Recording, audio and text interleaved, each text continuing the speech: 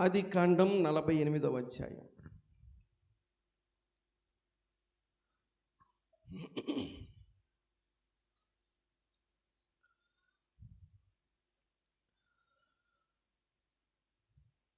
మొదటి వచనాన్ని నేను చదువుతున్నాను. ఈ సంగతులైన తర్వాత, ఇదిగో నీ తండ్రి కాయలాగా ఉన్నాడని ఒకడు యోసేపుతో చెప్పాను. అప్పుడు అతడు మనష్షే ఎఫ్రాయిములు అను తన ఇద్దరు కుమారులను వెంట పెట్టుకొని పోగా, ఇదిగో నీ కుమారుడిని యోసేపు నీ యొద్దకు వచ్చున్నాడని యాకోబునకు తెలపబడెను. అంతటా ఇశ్రాయేలు బలము తెచ్చుకొని తన మంచం మీద కూర్చుండెను. పిల్లరా, వాక్యం దయచేసి గమనించండి. ఆదికాండం 48వ అధ్యాయం మనము మొదటి 2 వచనాల్లో చదువుకున్నప్పుడు, వృద్ధాప్యములో ఉన్నటువంటి యాకోబు అనబడిన ఇశ్రాయేలు దాదాపుగా చివరకు వచ్చేసాడు. ఎక్కడికి? మరణానికి దాదాపుగా దగ్గరికి వచ్చాడు. పిల్లారా, 147 సంవత్సరాలని 47వ అధ్యాయంలో మనం చూస్తాం. ఇక ఆ తర్వాత సంవత్సరాలు అనేవి తెలియదు, కానీ మొత్తానికి మరణానికి దగ్గరికి వచ్చాడు యాకోబు అనబడిన ఇశ్రాయేలు. మీ తండ్రి కాయలాగా ఉన్నాడు, బాగా అనారోగ్య పరిస్థితుల్లో ఉన్నాడు, కొంచెం సీరియస్గానే ఉంది అన్నట్టుగా ఉంది అక్కడ ఎవరు. అప్పుడు యోసేపు తన ఇద్దరు కొడుకులను తీసుకొని తన తండ్రి దగ్గరికి వచ్చినట్టుగా మనము 48వ అధ్యాయం మొదటి 2 వచనాల్లో చూసాము. నీ కొడుకు వస్తున్నాడన్న సంగతి యాకోబుకి తెలియగానే బాగా బలహీనుడైపోయినటువంటి ముసలాయన బలం తెచ్చుకొని అతి కష్టం మీద లెగిసి ఆ మంచం మీద కొడుకు కోసం ఎదురు చూస్తూ కూర్చున్నాడు. పిల్లలు, కొడుకు వచ్చాడు. మన అంశం 7వ వచనం. అంటే వచ్చిన కొడుక్కి తండ్రి మాట్లాడుతున్న మాటలో, పద్దనారాము నుండి నేను వచ్చుచున్నప్పుడు ఎఫ్రాతాకు ఇంకా కొంత దూరమున ఉండగా మార్గమున రాహేలు కనాను దేశములో నా ఎదుట మృతి పొందెను. అక్కడ బెత్లెహేమును ఎఫ్రాతా మార్గమున నేను ఆమెను పాతి పెట్టినని ఎవరి గురించి చెప్తున్నాడు యాకోబు? మరలాడుతున్నాను. ముసలివాడైనటువంటి ఇశ్రాయేలు అనబడిన యాకోబు తన దగ్గరికి వచ్చినటువంటి తన కొడుకుతో ఎవరి గురించి మాట్లాడుతున్నాడంటే, యోసేపు వాళ్ళ అమ్మగారిని గురించి మాట్లాడుతున్నాడు. అంటే తన భార్య అనుకో, కాకపోతే మన అంశం ఏంటంటే యోసేపు వాళ్ళ అమ్మను గురించి మాట్లాడుతూ ఉన్నాడు. పిల్లారా, అసలు ఇప్పుడు పరిస్థితి ఏంటి? ఇప్పుడు ఏ సందర్భాన్ని గురించి మాట్లాడాలి? ఇప్పుడు మాట్లాడాల్సిన పరిస్థితి ఏంటి? దేని గురించి మాట్లాడాలి? అతడు మాట్లాడే దానిలో ఎంతవరకు అర్థం ఉంది? ఈనాడు చాలామందికి వయసు మళ్ళుతుంది, కానీ జ్ఞానం రావట్లా. ఈ వయసులో, ఈ ముసలి వయసులో, ఈ ప్రాణాలు కోల్పోయే ఈ వయసులో నీ దగ్గరికి వచ్చిన నీ కుమారుడితో నువ్వు మాట్లాడాల్సిన సందర్భం ఏంటి? ఈయన అనుభవం ఇలాగుంది. రాజుల మొదటి గ్రంథం 2వ అధ్యాయం 1వ వచనం, పాత నిబంధన బైబిల్ గ్రంథం.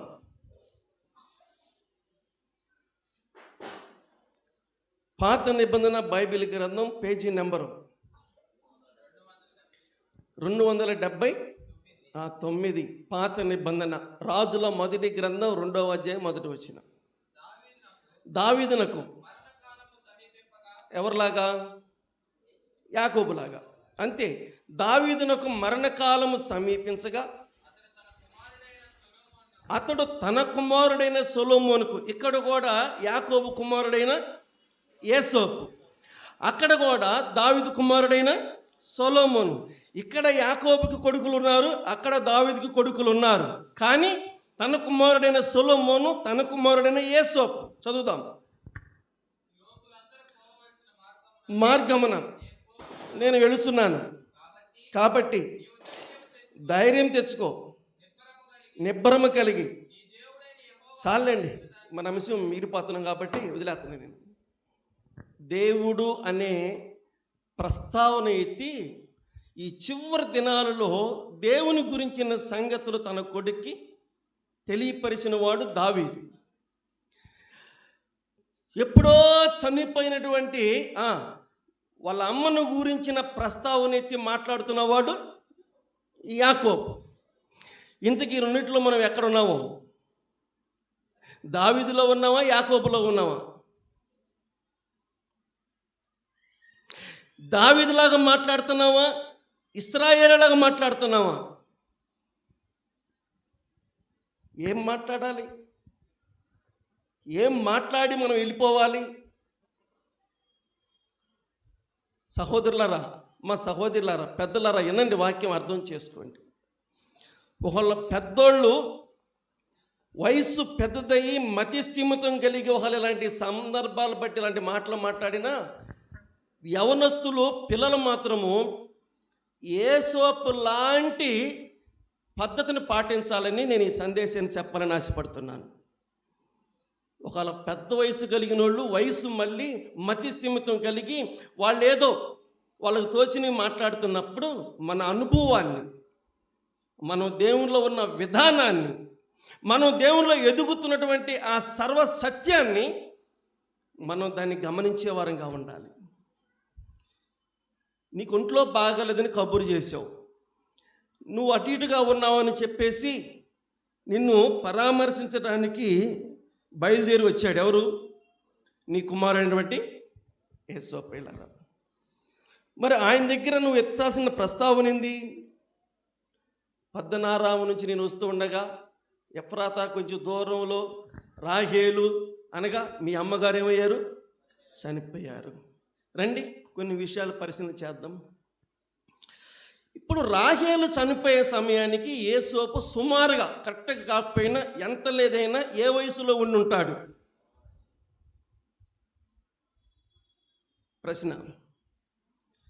రాహేలు అనగా యేసోపు వాళ్ళ అమ్మగారు చనిపోయే సమయానికి, కరెక్ట్గా చెప్పకపోయినా ఇంచుమించుగా పర్లేదు చెప్పండి, యేసోపు సుమారుగా ఏ వయసులో ఉండి ఉంటాడు? బైబిల్ లెక్కల ప్రకారం 33:7 ఆదికాండం. దైవ గ్రంథంలో ఆదికాండం 33వ అధ్యాయం 7వ వచనం. ఆ తర్వాత యేసోపును రాహేలును దగ్గరికి వచ్చి సాగిల పడిరి అనే మాట చూస్తున్నాం. ముందు దాసీలు వారి పిల్లలు, తర్వాత లేయా వారి పిల్లలు, ఆ తర్వాత రాహేలు యేసోపు వచ్చి ఏసావుకి ఏం చెప్తున్నారు? సాగిలు పడి. మిమ్మల్ని అడుగుతున్నా, రాహేలు బతికుందా చనిపోయిందా? మరి ఇంత అనుమానం అయితే ఎట్టగా? అక్కడ చదివాం కదా, రాహేలు వచ్చి సాగిలు పడింది కదా, బతికే ఉంది. రాహేలు బతికే ఉంది. రాహేలు అనగా తల్లి, యేసోపు అనగా కొడుకు, ఇద్దరు వచ్చి సాగిలు పడి నమస్కారం చేశారు. 33వ అధ్యాయంలో దాదాపుగా రాహేలు బ్రతికే ఉంది. సాగిలు పడి నమస్కారం చేస్తున్నాడు వాళ్ళ పెదనానికి. దాదాపుగా ఆయన ఎవరికి సాగిలు పడుతున్నాడో మరి తర్వాత అయినా వాళ్ళ నాన్న చెప్పే ఉంటాడు. మొత్తానికి పిల్లరం ఒక మాట.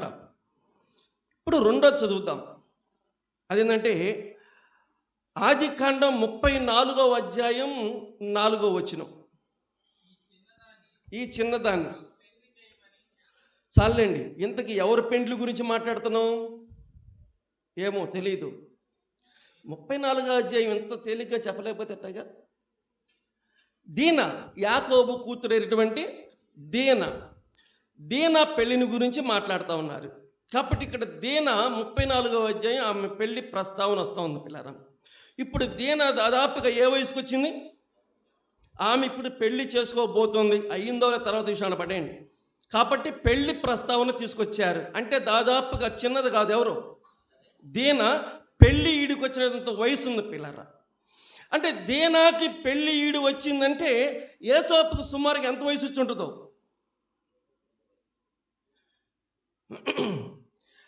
లేయాకి ఎన్నో సంతానం? ఈమె 7వ సంతానం. 6 కొడుకులు, 6 తర్వాత 7వ సంతానం దీనా.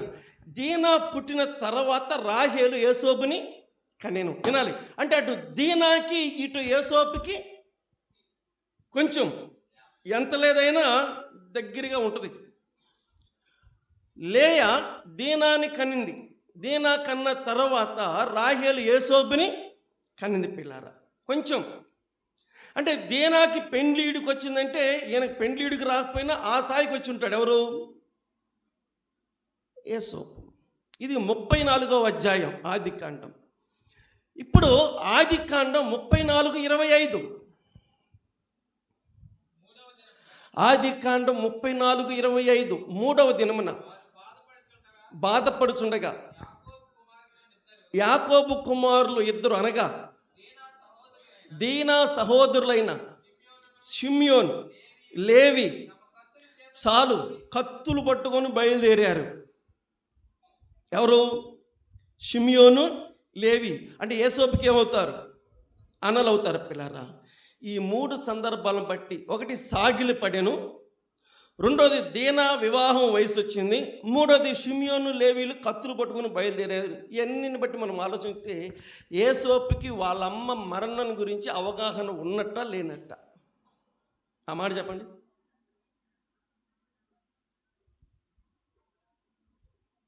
అర్థం కాలేదా? యేసోపు వాళ్ళ అమ్మ రాహేలు 35వ అధ్యాయం 19వ వచనం. అంతే, 35వ అధ్యాయంలో చనిపోయింది. యేసోపు చూస్తుండగానే చనిపోయింది. వాళ్ళ అమ్మ చనిపోయేటప్పుడు యేసోపు దాదాపుగా సమీపంలోనే ఉన్నాడు, కొంచెం అటు ఇటుగా. ఇంతకీ యేసోపు వాళ్ళ అమ్మ చనిపోవటం అనేది యేసోపు చూశాడు. ఆయన కొంచెం అవగాహన ఉంది, ఆయన కొంచెం జ్ఞాపకం ఉంది. నేను ఎందుకు ఏమని చెప్పానంటే, వాళ్ళ అమ్మను గురించి తెలియనంత పసిపిల్లడేం కాదు. ఎవరు? యేసోపు. నీ కాడికి వచ్చినటువంటి యేసోపుని నువ్వు చెప్పాల్సిన మాటలేంటి? నువ్వు చివరి సమయంలో అతనితో ముచ్చటించాల్సిన మాటలు ఏంటి? తల్లి మరణాన్ని గురించి ఎత్తి ఏం చేయాలనుకున్నావు పిల్లరా? ఇంతకుముందు ప్రసంగాల్లో చెప్పాను, మరి మీరు అది యూట్యూబ్లో చూశారో లేదు నాకు తెలీదు, మరలా గుర్తు చేస్తున్నా. నేను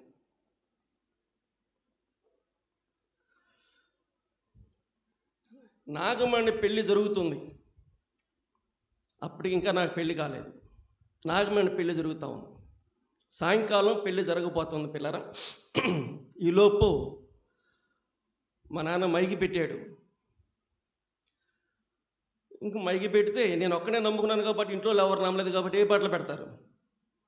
అన్ని సినిమా పాటలే. ఇక నేను కొద్దిసేపు ఉండి మధ్యాహ్నం 12 అవుతుంది,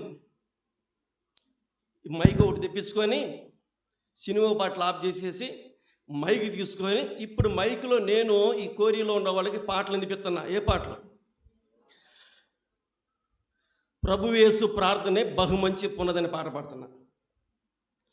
ఆ తర్వాత అదేదో చూడు, ఎన్ని కష్టాలు వచ్చినా నష్టాలు వచ్చినా అది ఈ 2 పాటలు పాడుతున్న లోపు మా ఒక్కిమ్మ అత్త ఇంట్లో కూర్చొని నిదానంగా లేచి వచ్చింది. ఆడికి నా కాడికే నేను పాటలు పాడుకుంటా తలమేమైపోతున్నాను, దేవుని పాటలు పాడుతూ ఉన్నాను. మా చెడ్డోళ్ళకి ఇష్టం లేకపోయినా తలలో బాదుకుంటే ఏదో కూర్చున్నారు అట్టగాళ్ళు. నేనే చాలా సంతోషంగా పాడుకున్నా. ఈలోపు ఏమొచ్చేసి, తిమోతే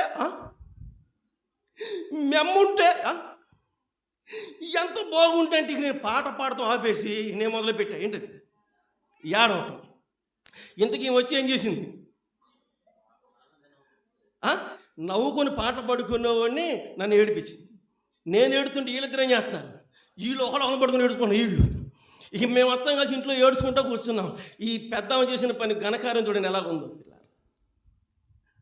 ఇప్పుడు అదంతా ఎత్తడం అవసరమా? మీ అమ్మంటి ఎంత సంతోషించుద్దో, ఉండటం ఎందుకు, ఆమె సంతోషించడం ఎన్ని మాకు అవసరమా పిల్లరా?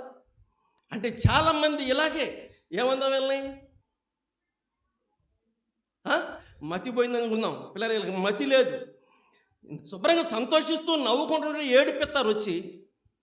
అదేంటయ్యా అమ్మని గుర్తు చేయడం తప్ప అంటే నా దృష్టిలో తప్పే, నా దృష్టిలో తప్పే పిల్లలు. ఇప్పుడు వాళ్ళకి జ్ఞాపకం చేసుకోవటం మంచిదా? మంచి కార్యాన్ని దేవుడు ఏర్పాటు చేస్తే దేవుని జ్ఞాపకం చేసుకోవటం మంచిదా? యేసోపు వాళ్ళ అమ్మ చనిపోయిన సంగతి యేసోపుకి తెలియనంత చిన్నోడేమి కానే కాదు. యేసోపుకి అవగాహన ఉంది. వినండి వాక్యం. అయితే నాలాంటి అసమర్థుడు కాదు ఎవరు, యేసోపు. నిజంగా అంత మంచోడు అనమాట పిల్లలు. వాళ్ళ నాన్న చెబుతుంటే ఈయనకి కళ్ళంటి నీళ్ళు రాలా.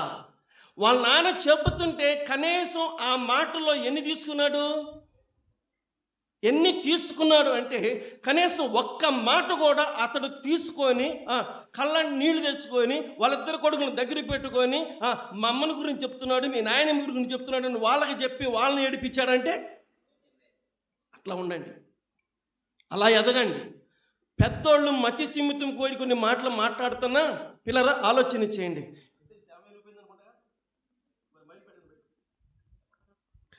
పిల్లల ఆలోచన చేయండి.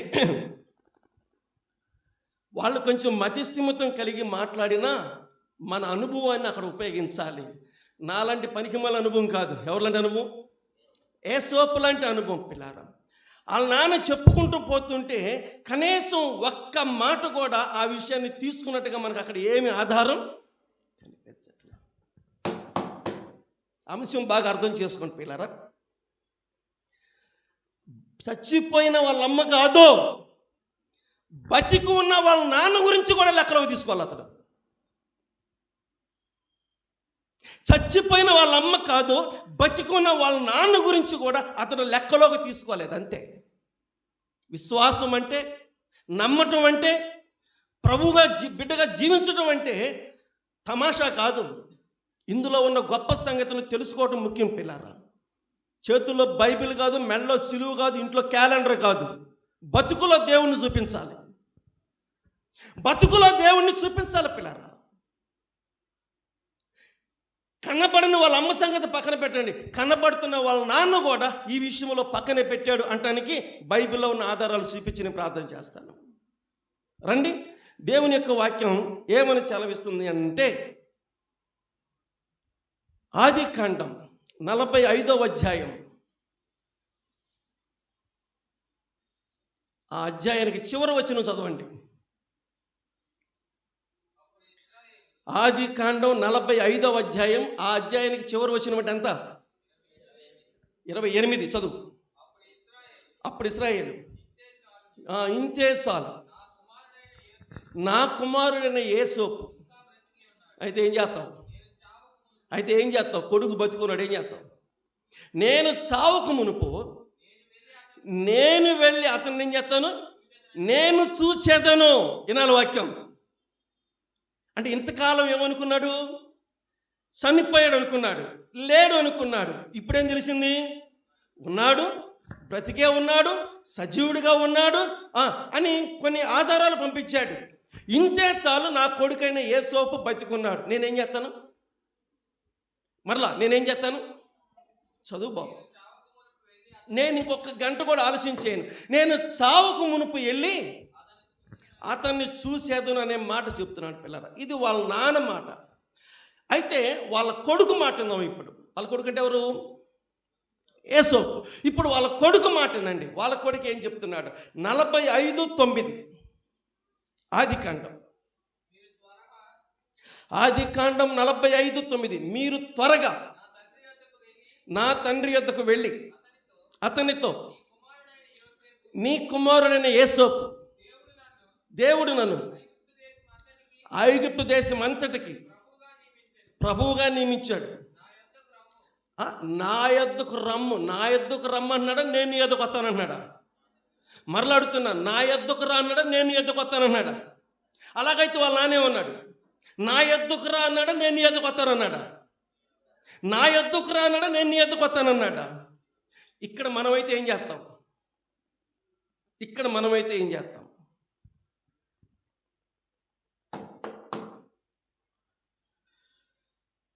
యాకోబు దృష్టిలో యోసేపు లేనట్టే.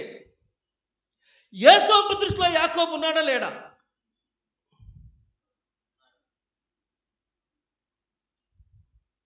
ప్రియమైన సంగమా, అర్థం చేసుకోండి. యాకోబు దృష్టిలో యోసేపు లేడు. యోసేపు దృష్టిలో వాళ్ళ నాన్న యాకోబు ఉన్నాడా లేడా? ఆదికాండం 43:27. ఆదికాండం 43:27. అప్పుడు మీరు చెప్పిన ముసలివాడైన మీ తండ్రి క్షేమముగా ఉన్నాడా? అంటే ఉన్నాడా లేడా యోసేపు దృష్టిలో? చదివిందారు చెప్పండి. ఉన్నాడు లేడా? అంటే ఆయన వయసును పోల్చుకుంటే అప్పటికి వాళ్ళ నాన్న పెద్దోడుగా ఉన్నాడు. ఇంకా మా నాన్న మొత్తానికి ఇలా చెప్పలేనండి, వయసును బట్టి కాకపోయినా నా మీదున్న ఏమండి.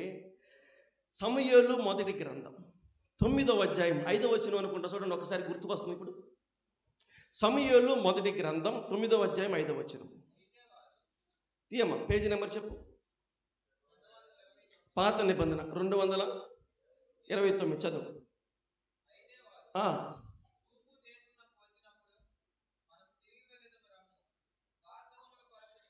చింతింపక నా తండ్రి మన కొరక లేకపోతే ఆయన కొరక? ఇద్దరు కోసమా? ఇద్దరు కోసమే పెట్టుకోడు, వాళ్ళ కొడుకు కోసమే. కాబట్టి ఆ మాట ఇలా చెప్తున్నాడు. గార్ధబొమ్మల విషయమే కాకోకుండా ఇప్పుడు మా నాన్న నా అమ్మాయిన ఏం పెట్టుకున్నాడు? చింత కలిగి ఉన్నాడు. అందుకని గార్ధబొమ్మలు పోయినా పర్లేదు, ఏం చేద్దాం చెప్పాలి, వెళ్ళిపోదాం అన్నాడు పిల్లలు. అంటే భాగ్యవంతుడైన కీషుకి ఎవరంటే ఇష్టం? కొడుకైనటువంటి సౌలు అంటే ఇష్టం పిల్లరా. అలాంటి ఇష్టమైన కొడుకు కనపడకపోతే, అలాంటి ఇష్టమైన కొడుకు చనిపోయిన సంగతి తెలిస్తే ఏ తండ్రి అయినా ఎక్కువ కాలం బతుకుతాడా, తొందరగా చచ్చిపోతాడా? అంటే యోసేపుకి యాకోబుకు ఉన్నటువంటి బంధం మనందరికీ తెలుసు పిల్లరా. వీళ్ళు ఒకరి నుంచి ఒకరు ఏం చేయలేరు, ఉండలేరు. అది దృష్టిలో పెట్టుకొని వయసు కాకపోయినా నా పైన ఉన్న ప్రేమను బట్టి మా నాన్న నేను లేకపోవడంతో ఎప్పుడో కన్ను మూసుంటాడని చెప్పి అతడు అనుకొని ముసలివాడైన మీ తండ్రి ఇంకా బతికి సజీవుడిగా ఉన్నాడా అంటే వాళ్ళేమన్నారు? నీ దాసుడైనటువంటి మా నాన్నగారు ఇంకా బతికే ఉన్నాడనే కానీ అట్లాగైతే నేను ఇప్పుడే వెళ్ళిపోయి ఏం చేస్తాను అనాలా వద్దా? వీళ్ళిద్దరికీ 13 సంవత్సరాలు గ్యాప్ వచ్చేసింది. పిల్లలు చెప్పండి మీ అనుభవంలో. నేను ఇప్పుడే వెళ్ళి బతికున్న నా కొడుకుని యోసేపును చూస్తానని తండ్రి చెప్తున్నాడు.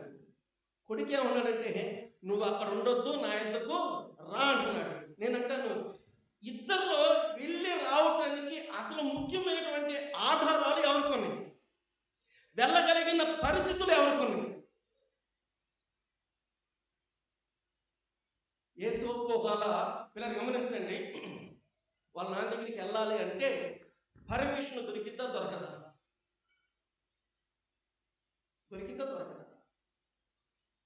నిర్గమాకాండం 4వ అధ్యాయం 18వ వచనమా? నిర్గమాకాండం 4వ అధ్యాయం 18వ వచనం. బయలుదేరి వెళ్ళి సెలవైన ఎడల ఐగుప్తులోనున్న నా బంధువుల యొద్దకు మరలా పోయి సజీవులై ఉన్నారేమో చూసేదనని చెప్పగా, ఇత్రో ఎవరు చూడటానికి?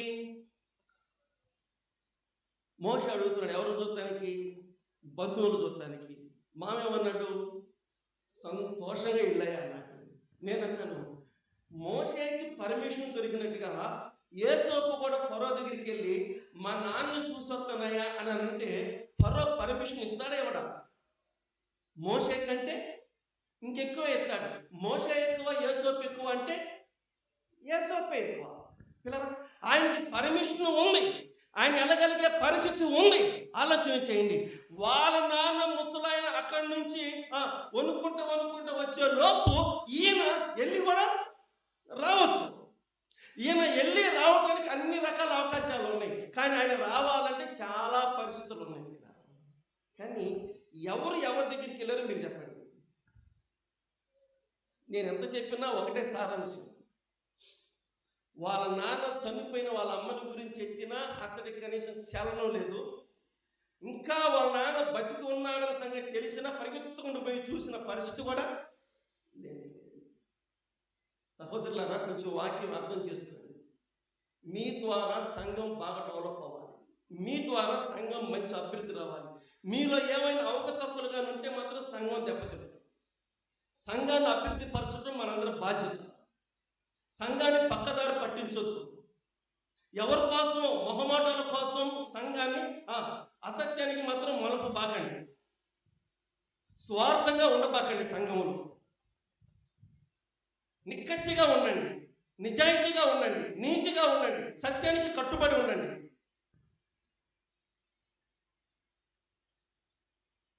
సత్యము స్తంభానికి ఆధారమై ఉంది చర్చి. పిల్లలు, స్థానిక సంఘం. మన పాతకాలపు పెద్దోళ్ళు, ముసలోళ్ళు వాళ్ళందరూ దృష్టిలో పెట్టుకొని ఆ రకమైన ఆచారాలు తెచ్చి సంఘంలో పెట్టి సంఘాన్ని గలిబిలి చేయొద్దు.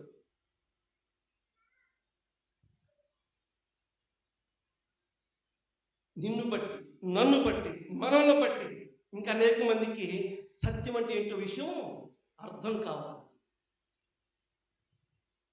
యేసోపు చూడండి, వాళ్ళ నాన్న బతికున్న సంగతి తెలిసినా, తన చేతిలో ఆయుధాలు ఉన్నా, వాహనాలు ఉన్నా, అడిగితే అవకాశం కలిగినా కూడా అతడు మాత్రము మనకలాగా పరుగులు తీసుకొని వెళ్ళినవాడు కానీ.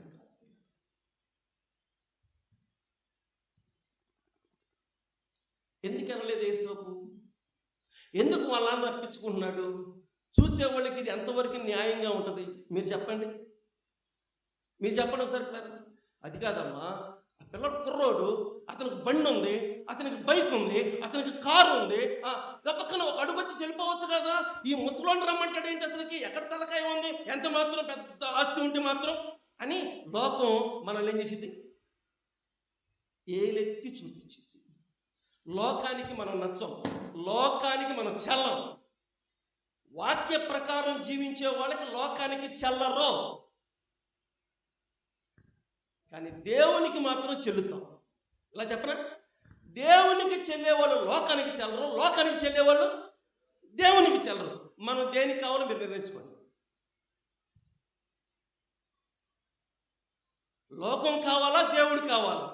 లోకం ఎన్ని రకాల పొడుపులు పొడిసిద్దంటే, ఎన్ని మాటలు మాట్లాడిద్దంటే, మాకు కూడా చర్చిలోనే, మాకు పాస్టర్లు ఉన్నారు, మేము కూడా చర్చికి వెళ్తాం, మాకు చాలా ఉన్నాయి, కానీ ఇలాంటి పద్ధతులు అని వాళ్ళకు తోచిన విషయాలన్నీ మాట్లాడుతూ ఉంటారు. నేనంటాను, యేసోపుకి ఇలాంటి ఇబ్బందులు రాలేదంటే వచ్చినాయి, కానీ తట్టుకున్నాడు. ఇంకా చెప్పాలంటే అసలు యేసోపు ప్రారంభం నుంచి అన్నీ ఎదుర్కొనే వస్తున్నాడు. యేసోపు ప్రారంభం నుంచి అన్నీ ఎదుర్కొంటూనే వస్తున్నాడు. ఇక నేను ముగించాలి కాబట్టి కొన్ని విషయాలు చెప్పి ప్రార్థన చేస్తాను. ఎందుకు ముసలోడైన వాళ్ళ నాన్న రమ్మంటాడు ఈయన నెలకోకుండా అని అంటే, దానికి బైబిల్ చెప్పిన సమాధానం ఆదికాండం 41వ అధ్యాయం 40వ వచనం.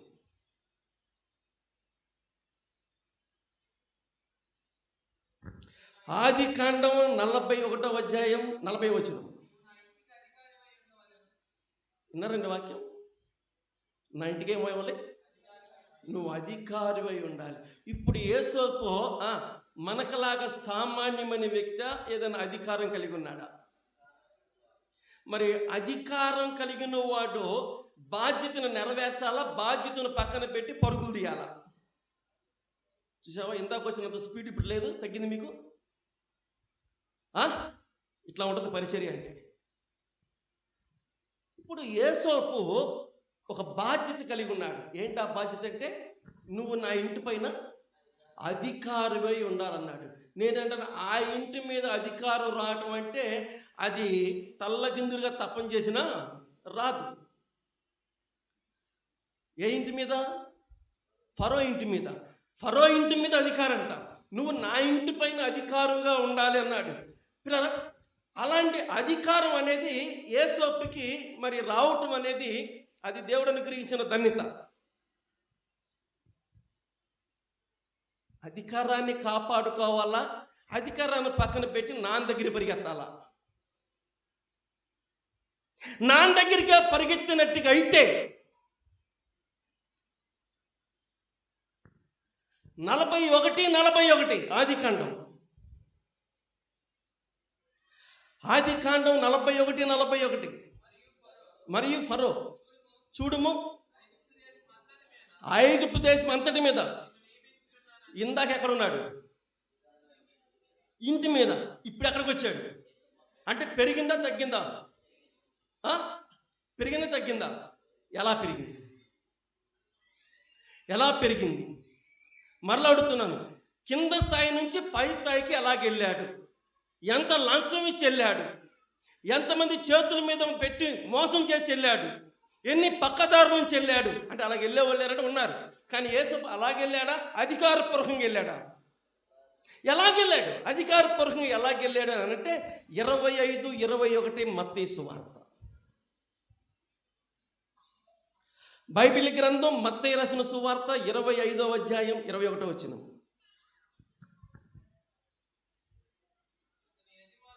అతని యజమానుడు బళ మంచి దాసుడా.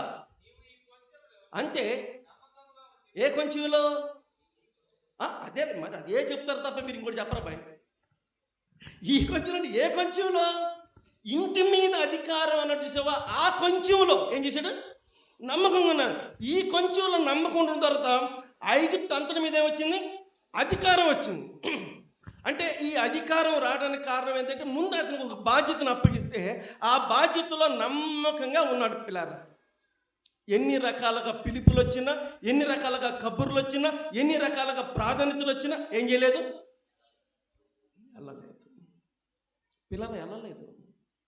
ఒకటే గుర్తుంచుకో, నువ్వు కానీ లోక సంబంధంగా ఆలోచించగానే వెళితే నీ స్థాయి ఏమైంది?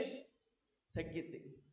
లోకం పక్కన పెట్టేసి దేవుని వైపు చూస్తే ఆ బాధ్యతని నమ్మకంగా చేస్తే ఇంకా దేవుని సందులో నువ్వేం చేస్తావు? ఇంకా బాధ్యతని పెరిగిద్ది. లోకంలో బాధ్యతలన్నీ ఎలాగుంటాయా అంటే ఏదో ఒక సందర్భంలో నిన్ను తీసి పక్కన కూర్చోబెడతారు. వినాలి వాక్యం. ఈ కోరి కాలనీకి మా నాన్న కుల పెద్ద, పతానానికి మా నాన్న భుజం మీదే తీసుకొని వెళ్తాడు. ఆడికి పతానానికి. పిల్లారా, మా అమ్మ చచ్చిపోయింది. పదవిని ఏం చేశారు? పీకి పడేశారు. నాగేంద్ర మరి విన్నావా? తీసేశారా? తీసేశారు అంటున్నాను. తీసేశారు. మా నాన్న పదవిని తీసి పక్కన పడేశారు. ఎందుకు తీసేశారంటే ముండబోపోయాడు. ఎవరు అంటే మగోళ్ళు కూడా ఉంటారా? నేను ఇప్పుడు ఆడవాళ్ళు అనుకున్న మగోళ్ళు కూడా ఉంటుంది ఈ పద్ధతి. పిల్లలు గమనించండి, ఆ పనే చేశారు పిల్లలు. కాబట్టి నీవు అర్హుడు కాదని చెప్పి తీసి పక్కన పడేశారు. పిల్లరా, నేను అంటాను, ఒకవేళ అది కాకపోయినా ఏ చిన్న అనారోగ్యం వచ్చినా ఏం చేస్తారు? పదవి నుంచి తీసేస్తారు. పిల్లరా, పెంచుకుంటూ పోయేది దేవుని సన్నిధి, తీసి పక్కన పడేసి లోక సంబంధమైంది. నువ్వు దేని మీద ఆలోచన కలిగి ఉన్నావు బాగా అర్థం చేసుకో. బైబిల్ గ్రంథంలో పిల్లల ఇంటి మీద అధికారి ఆ నమ్మకత్వాన్ని కాపాడుకున్నందుకు ఐగుప్తు దేశం ఏమయ్యాడు? అధికారి అయ్యాడు. ఇలా చెప్పనా, ఇప్పటి వరకు రాజులు, ఇప్పటి వరకు ప్రధానులు ఇంకా రాజుల పరిపాలన జరుగుతుంది. జరిగిపోయిన పరిపాలన కానీ, జరుగుతున్న పరిపాలన కానీ, జరగబోయే పరిపాలన కానీ లేని ఆధిక్యత యేసోపుకు వచ్చింది. 43వ వచనం, 41వ అధ్యాయం. ఆదికాండం 41:43 తన రెండవ రథం మీద ఎక్కించాను. చదవండి. ఫరో ఏం చెప్తున్నాడు 44లో? నేనే అయినను నీ సెలవు లేక ఐగుప్తు దేశం అంతటను ఏ మనుషుడు తన చేతినైనను తన కాలినైనను, అసలు ఇలాంటి కండిషన్, ఇలాంటి చట్టాలు ఏ దేశంలో ఉంటాయి అసలు? పిల్లరా, మరి ఇంత కండిషన్.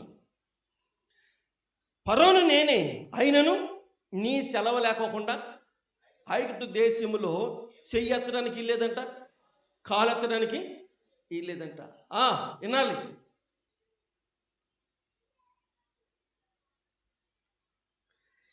చెయ్యి ఎత్తకోకుండా పనులు జరుగుతాయా? చెప్పాలి పిల్లరా. చెయ్యి ఎత్తకపోతే పిల్లలు మాట వింటారా అని అడుగుతున్నా. చెయ్యి ఎత్తకపోతే పిల్లలు మాట వింటారా? చెయ్యి ఎత్తాలంటే పర్మిషన్ యేసోపు ఇవ్వాలి, కాలు ఎత్తాలన్న పర్మిషను యేసోపే ఇవ్వాలి. పిల్లరా, ఒకటి ఇంటి పైన, రెండోది ఐగుప్తు దేశం పైన, మూడోది చాలా చెప్పాలి కఠినమైనటువంటి అధికారం. అంటే అధికారాల మీద అధికారాలను సాధించుకుంటూ ముందుకు వెళ్తున్నాడు ఎవరు? యేసోపు. ఒక యేసోపే కాదు, మనందరం కూడా అలాగే ఎదగాలి. కానీ ఈరోజు ఎదగలేకపోవడానికి కారణం ఏంటంటే పిల్లరా, దేవుని వాక్యంలో 2 మాటలు మనం చెప్పి ప్రార్థన చేద్దాం. అదేంటంటే మొదటి మాట సమూయేలు మొదటి గ్రంథం 1:8. సమూయేలు మొదటి గ్రంథం 1వ అధ్యాయం 8వ వచనం. చదువమ్మా. అన్నా, ఎందుకు ఏడ్చున్నావు? భోజనం ఎందుకు మానేసావు? మనోవిచారం ఎందుకు? 10 మంది కుమారుల కంటే నేను నీకు 10 మంది కుమారుల కంటే నేను విశేషమైన వాడిని కానా, శ్రేష్టమైన వాడిని కానా అన్నాడు. లేకపోతే యేసోపుకి ఇచ్చింది శ్రేష్టమా, దేవుడు మనకిచ్చింది శ్రేష్టమా? ఇది చెప్పితే మీకు పాఠం అర్థమైనట్టే. యేసోపుది గొప్పదా, మంద గొప్పదా? యేసోపుతేను ఫరో ఇంటి పైన, మనకేను దేవుని ఇంటి పైన. ఏది గొప్పది?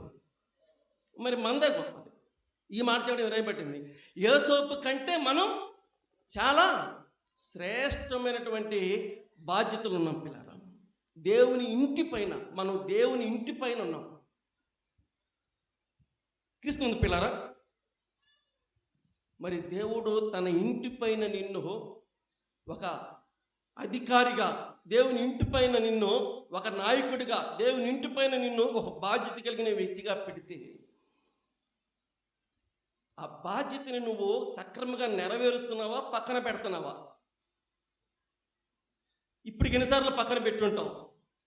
పక్కన పెడతాం కూడా కారణం ఏంటంటే ఆఖరి వచనం మత్తయి సువార్త 10:37తో ప్రార్థన చేస్తాను. మత్తయి సువార్త 10:37. క్రొత్త నిబంధన. తండ్రినైనను తల్లినైనను నాకంటే ఎక్కువగా ప్రేమించువారు. ఈ మాట చెప్తే లోకం మనల్ని ఏం చేసింది? ఈ మాట చెప్తే లోకం మామూలు కాదు, కాకరించి మొహం మీద వేసిద్దా ఇదా? మనకిష్టం లేదు. ఏంటిది? ఆయన అంటే వేయించుకున్నాడు మొహం. మనకేం పట్టింది అంత అవసరం? ఎవరికి? యేసు ప్రభువుకు పట్టింది, మనకేం పట్టింది? మనం ఎందుకు వేయించుకుంటాం మొహం మీద? అలాగుంది మన పరిస్థితి, అలాగుంది మన పరిస్థితి. నాకంటే ఎక్కువగా తండ్రినైనను తల్లినైనను. సంఘానికి వందనాలు చెప్తున్నాను. తండ్రిని ఎవరిచ్చారు నీకు? తల్లిని ఎవరిచ్చారు? మరి తండ్రి ఎక్కువ, తల్లి ఎక్కువ, దేవుడు ఎక్కువ? ఈ మాట చెప్పడం మనకు జాత కాదు. ఎవరితో? లోకంతో. వాళ్ళు చెప్పగానే మొహం ఇంత చేసుకొని, మొహం ఇంత మార్చుకొని మనము వాళ్ళ పద్ధతిలో వెళ్ళిపోతాం. కానీ దానికంటే దేవుడు చెప్పిన మాట చెప్పే సామర్థ్యత మనకు లేదు. తండ్రినిచ్చిన దేవుడు, తల్లినిచ్చిన దేవుడు, తండ్రి ఎక్కువ, తల్లి ఎక్కువ, దేవుడు ఎక్కువ అంటే ఎవరు ఎక్కువ? దేవుడు ఎక్కువ. దేవుని పని ఎక్కువ, దేవుని బాధ్యత ఎక్కువ. మనం ఎక్కడ తగ్గిపోతున్నాం అంటే మనకు తండ్రి, మనకు తల్లి, ఇంకా మత్తయి సువార్త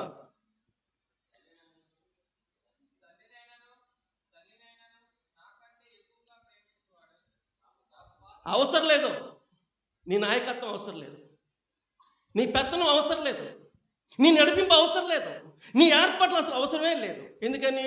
నువ్వు ఎవరికి ఎక్కువయ్యావు? నీకు ఎవరు ఎక్కువయ్యారు? మళ్ళా మొత్తానికి భలే పడతామండి. ఎలా పడతామంటే తండ్రి ప్రేమ కన్నా తల్లి ప్రేమ కన్నా. అమ్మ దొంగలండి మీరందరూ దొంగలు. నా చేత పడుతుంది, మీరు పాడుకోకుండా. పిల్లరా, ఎందుకు మీరు పాడతలేదు? మీకు ఈ పాట రాదా అంటే మీకు వచ్చు, కానీ మీరు పాడలేకపోతున్నారు. పిల్లరా, ఆలోచన ఇచ్చేయండి. ఎవరు ఎక్కువ అంటే ఒక్కొక్కళ్ళు అమ్మో మా నాన్న వచ్చేస్తున్నాడు, అమ్మో మా అమ్మ వచ్చేస్తున్నాడు, మా అమ్మ. నేను వద్దని నేను అంటలేదు. మీ అమ్మని మీ నాన్నని నెత్తి మీద నూరేయండి, ఇంకా బాగా చూసుకోండి, వాళ్ళు చివరి దాకా బాగా చూసుకోండి. కానీ ముందు దేవునికి వంట ప్రాధాన్యత. ఒక మాట చెప్పనా? అమ్మ మంచం పడింది, నాన్న మంచాన్ని పడ్డాడు, ఎవరు చూడాలి? మనమా? దేవుడు లేకుండా మనం ఏం చేస్తాం? దేవుడు కదా చేయాల్సింది. పిల్లరా చెప్పండి. 48వ అధ్యాయంలో మీ నాన్న కాయలాగా పడున్నాడు. తండ్రి కన్నా దేవునికే ప్రాధాన్యత ఇచ్చాడు. 48లో చచ్చాడా, 50లో చచ్చాడా, లేకపోతే 49లో చచ్చాడా? యాకోబు వ్యాజ్యాలో చచ్చిపోయాడు. 48లో చావు బతుకులో ఉన్నాడు. 47లోనే కష్టంగా ఉంది. తన తల వైపు సాగిలు పడి దేవునికి నమస్కారం చేశాడంట. ఇంకా 48లో ఇంకొంచెం మరీ బలహీనుడైపోయాడు. అలాంటోడు 48లో బతికున్నాడు, 49లో కూడా బతికా ఉన్నాడు, 49 ఆఖరిలో. కానీ అంటే వాళ్ళ నాన్న ఎక్కువగా బతకటానికి యోసేపు దేవుడికి ప్రాధాన్యత ఇచ్చాడు. నువ్వు కానీ దేవునికి ప్రాధాన్యత ఇకపోతే మీ నాన్న ముందే పంపుతావు, మీ అమ్మను కూడా ముందుకి పంపుతావు. కోపడబాకండి, ఒకళ్ళు తిట్టుకుంటే డైరెక్ట్ తిట్టండి. నువ్వు దేవునికి ప్రాధాన్యత, మీ నాన్న ఎక్కువ కాలం ఉంటాడు. నువ్వు దేవునికి ప్రాధాన్యత, మీ అమ్మ ఎక్కువ కాలం ఉంటుంది. నువ్వు దేవునికి ప్రాధాన్యత, నీ జీవితము 3 పూలు 6 కాయలుగా ఉంటుంది. మనం దేవుని కాకోకుండా ఎవరికైనా ఇవ్వు. మన చేతులారా మనమే మనోళ్ళని, మన చేతులారా మనమే మనకిచ్చిన కృపావరాలని, మన చేతులారా మనమే దేవుడిచ్చిన ప్రాధాన్యతల్ని, మన చేతులారా మనమే అన్ని రకాలుగా నష్టానికి గురవుతాం. నాకు వేరుగా ఉండి అన్నీ వచ్చినా తెలుసు, నాకు వేరుగా ఉండి మీరు ఏమీ చేయలేరు. మనం ఏం చేయలేము. నేనంటే ప్రార్థన మానుకో, అమ్మకాడికి వెళ్ళి కూర్చో, ఆమె నీకెళ్ళి చూసి నువ్వు ఆమెకెళ్ళి చూస్తావు, ఏమైంది? ఏం కాదు. ప్రార్థన మానుకో, నాన్నకాడికి వెళ్ళు, ఆ నాన్నక నువ్వు చూడు చెప్పాలి. నిన్నే వెళ్ళొచ్చి హాస్పిటల్ కాడికి, నానా నానా నానా అంటుంది వాళ్ళ అమ్మాయి. ఆయన ఏం మాట్లాడతలా, ఐసీలో ఉన్నాడు. నానా నానా నానా అలానే మాట్లాడతలా. నేను అక్కడే ఉన్నాను, అలానే మాట్లాడతా. 6 రోజులైందంట ఐసీలో చేర్చి. ఇలా నేనంటాను, దేవుని దగ్గరికి వెళ్ళు, దేవుని పని చేయి, దేవుని సన్నిధికి వెళ్ళు. ముందు దేవుని పనికి ప్రాధాన్యత. నువ్వు ఇక్కడ పని చేస్తుంటే అక్కడ దేవుడి కార్యం ఆయన చేస్తాడు, అక్కడ దేవుడి కార్యం ఆయన చేస్తాడు. ఇది తెలుసుకున్నవాడు ఎవరయ్యా అంటే యేసయ్య. చనిపోయిన వాళ్ళ అమ్మ ప్రస్తావన ఎత్తితే కనీసం ఒక్క కంటి చుక్క నీరు కూడా ఇంత కఠినాతుడు కాదు, అది వాక్య సత్యం తెలిసినోడు. బతికున్న తండ్రిగా ఛాన్స్ లేదు, చచ్చిపోయిన ఆమెను గురించి ఆయనే మాట్లాడతాడు. పిల్లరా, మనం ఎందుకు అలాగ దేవుని పనిని పక్కన పెడుతున్నాం? పిల్లరా, 10 మంది కుమారుల కంటే, మరలా చెప్తున్నాను, యోసేపుకి ఇచ్చిన దానికంటే ఎక్కువ ఇచ్చాడు మనకి దేవుడు. పిల్లరా, ఆయన ఇంటి పైన ఆధిపత్యం చేయటం అనేది అది సామాన్యమైన విషయం కానే కాదు. పిల్లరా, జిల్లాని పరిపాలించే కలెక్టర్ వల్ల కూడా కాదు, దేశాన్ని పరిపాలించే ప్రధాని వల్ల కూడా కాదు. దేవుడు ఆ భాగ్యాన్ని చేశాడు. చెప్పాలి, విశ్వాసీని భాగ్యమెంతో గొప్పదో ఎరిగితివా, యేసు ప్రభువు విమోచించిన నిన్ను పోలిన వారెవరు? విశ్వాసిని భాగ్యమెంతో గొప్పదో ఎరిగితివా? యేసు ప్రభువు విమోచించిన నిన్ను పోలిన వారెవరు? అంటే ఎవరు లేరా మనల్ని పోరు? ఎవరు లేరు పిల్లారా. అంత భాగ్యం ఇచ్చాడు. ఎందుకు చేతులారా దీన్ని పోగొట్టుకుంటావు? పిల్లారా, పోతే మళ్ళీ రావటం అంత తేలికై పని కానీ కాదు. రండి, వాక్య సత్యంలో మనం నడుద్దాం, సంఘానికి సత్యాన్ని తెలుపుదాం, ఇంకా అనేక మందికి సత్యాన్ని గురించిన సంగతులు తెలియపరుద్దాం. ఎంతమందికి ఇష్టమైందంటే ఇష్టమైన వాళ్ళే పిల్లరా. కష్టమైన వాళ్ళు మనం ఏం చేయలేము, ఇష్టమైన వాళ్ళే. ఆయన చెప్పాడు, ఎక్కడ 2-3 అంతే. పిల్లలు ఆలోచన చేయండి. పరలోకం పోయేవాళ్ళు 2-3 పర్లేదు, అల్లలో మనం ఉందాం. అలాగుంటానికి దేవుడు సహాయం చేయను గాక. ప్రార్థన చేద్దాం. మమ్మల్ని మిక్కిలిగా ప్రేమించిన మా ప్రేమ కలిగిన తండ్రి, మరొకసారి నీకు వందనాలు చెల్లిస్తున్నాం. ఆదిలోనే సంఘము భూమి మీద ఏర్పడకున్న దినాల్లోనే యేసోపు సంఘ సత్యాల్ని ఎంత చక్కగా మా ప్రభువా తాను పాటించాడో, ఈరోజు మాకెంత మంచి మాదిరినిచ్చాడో నీకు వందనాలు చెల్లిస్తున్నాం. మేము కూడా ఆ రకమైన సత్యములో మా ప్రభు ముందుకు సాగేవారుగా ఉండటానికి సహాయం చేయండి. ఎందుకంటే ఈ సత్యమైన సంఘాన్ని రేపొద్దున మధ్యాకాశములోనికి తీసుకెళ్తానికి రాబోతున్నావు. మీరు వచ్చినప్పుడు మేమందరం ఎత్తబడే వారంగా ఉండాలి తప్ప విడవబడే వారంగా ఉండకూడదు నాయన. మిమ్మల్ని కంటే ఎవరిని ఎక్కువగా ప్రేమించినా మేము విడవబడతాం. మిమ్మల్ని ప్రేమించేవారు ఎత్తబడతారు. ఎత్తబడే సంఘంలో ఉండటానికి సహాయం చేయమని యేసు ప్రభు పరిశుద్ధమైన నామములో ప్రార్థన చేసి వేడుకుంటున్నాము తండ్రి. ఆమేన్. పిల్లరా, ప్రకటన